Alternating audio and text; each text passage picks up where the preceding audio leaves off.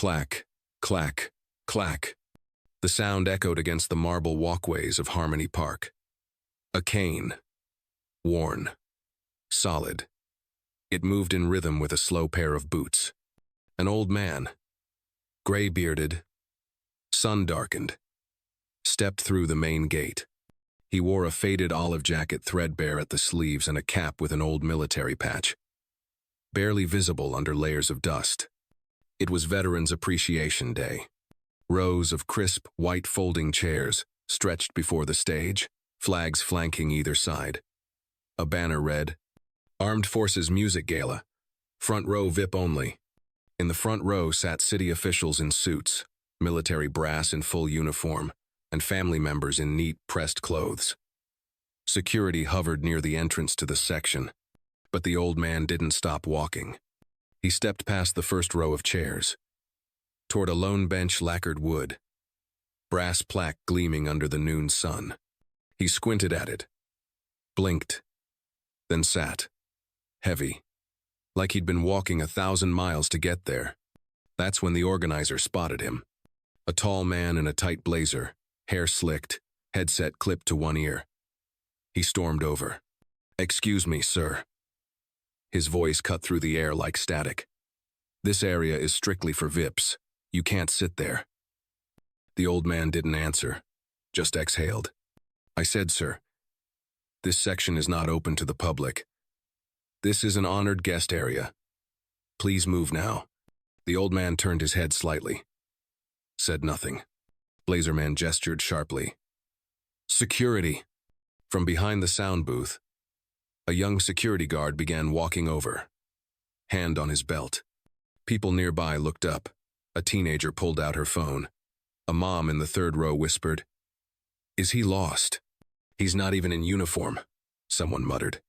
The organizer leaned in. "You're not on any list. Do you understand what I'm saying? That bench is reserved. You need to stand up. Now." The old man slowly reached for his cane. He pushed himself upright, hands shaking from the effort. Then clack, his cane slipped from his grip and hit the ground. Laughter. Someone snorted. Poor guy thought it was a public bench. The organizer didn't help him, just stepped back, arms crossed. The security guard reached them. "Need assistance here?" "No," the organizer said sharply. "He's moving. Just took his time." The old man steadied himself, bent to pick up his cane. The movement was slow, but precise, like ritual. As he turned to leave, the wind fluttered his jacket open. A glint of something, a pin, a metal maybe shone beneath his collar. No one noticed. No one cared. He walked away from the bench, step by step, toward the back of the park. The sun beat down.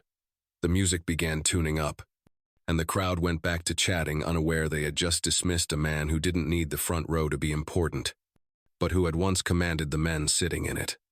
Roddy. No one ever asked his name. Not the joggers who passed him every morning. Not the dog walkers. Not the students who sat nearby eating lunch. To them, he was just the old guy by the willow. Every day at dawn, he came to Harmony Park.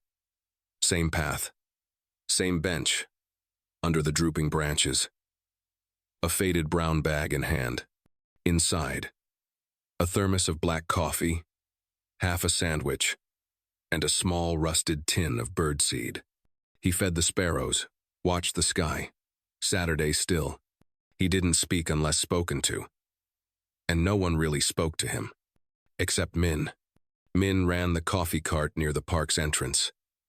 25. Always wore a beanie, and never failed to nod with respect. "Morning, Mr. Dan." The old man would nod back, maybe raise 2 fingers in greeting. One morning, Min walked over with a fresh cup. "On the house," he said. Dan looked at it. "Didn't ask for it. Didn't say you did." Dan stared a moment, then took it.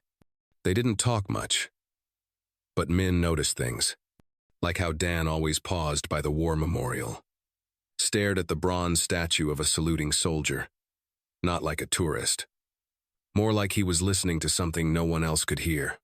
Min asked once quietly, "You serve?" Dan's eyes didn't move from the statue. Long time ago. He didn't say more. Min didn't press. Some days Dan would sit with a small, creased photo in his hands.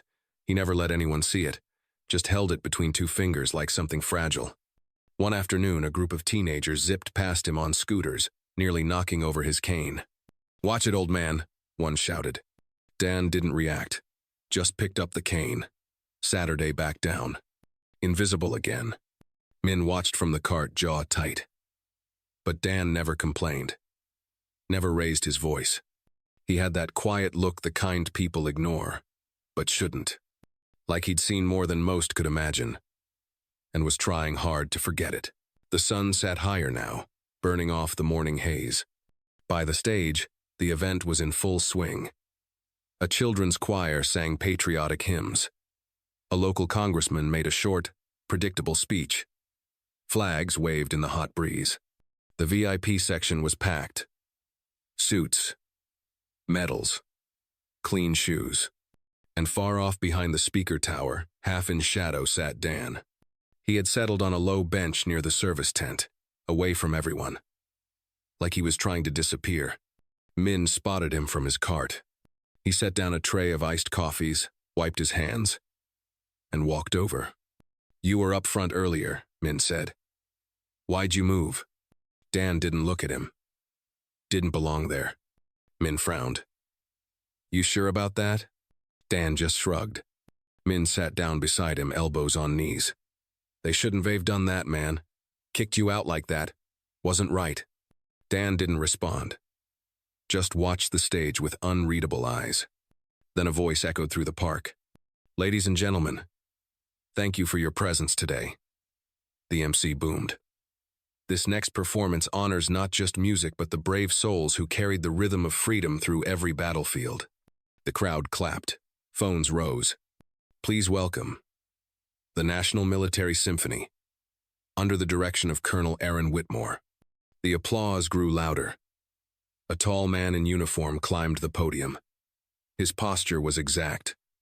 His medals caught the sun like glass. Min leaned toward Dan. "You know that guy?" Dan's jaw tightened.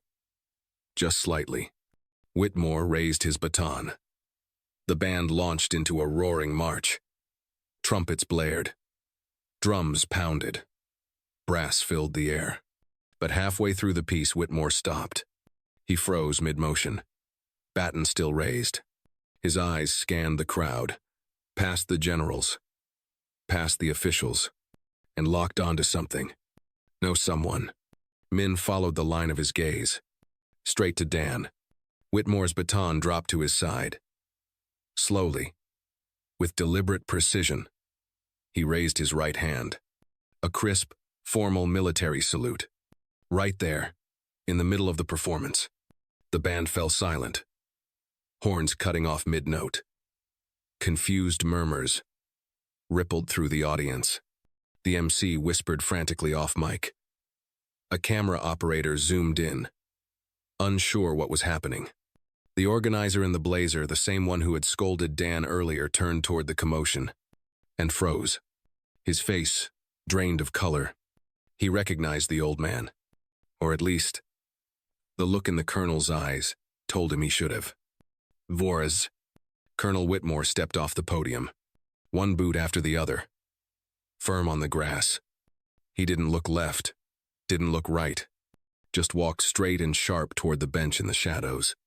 People parted instinctively, like they knew something had shifted, like some unseen current had pulled the moment tight. Min stood up, heart pounding. Whitmore stopped 2 feet from Dan, snapped his heels together. "Major General Nurendon," he said, voice clear, steady. "Sir, it's an honor." Gasps. Audible.